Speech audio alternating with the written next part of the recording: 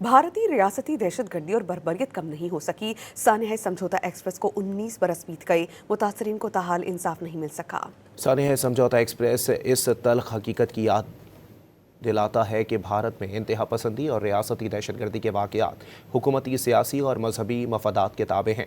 दी Indian express के मुताबिक 18 फरवरी 2007 को दिल्ली और लाहौर के दरमियान चलने वाली समझौता एक्सप्रेस को पानीपत के मकाम पर IED ब्लास्ट के बाद आग लग गई।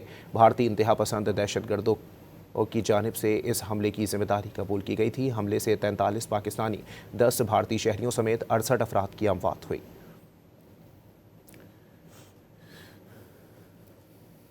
भारतीय रियासती दहशतगर्दी और बर्बरियत कम नहीं हो सकी। सानेह समझौता एक्सप्रेस को 19 बरस बीत गए, मुतासरीन को ताहाल इंसाफ नहीं मिल सका। सानेह समझौता एक्सप्रेस इस तल्ख हकीकत की याद दिलाता है कि भारत में इंतहा पसंदी और रियासती दहशतगर्दी के वाक़यात हुकूमती, सियासी और मजहबी मफादात के ताबे हैं।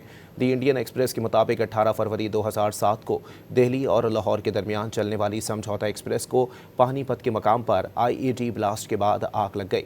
भारतीय इंतहा पसंद दहशतगर्दों की जानिब से इस हमले की जिम्मेदारी कबूल की गई थी। हमले से 43 पाकिस्तानी, 10 भारतीय शहरियों समेत 68 अफराद की अमवात हुई।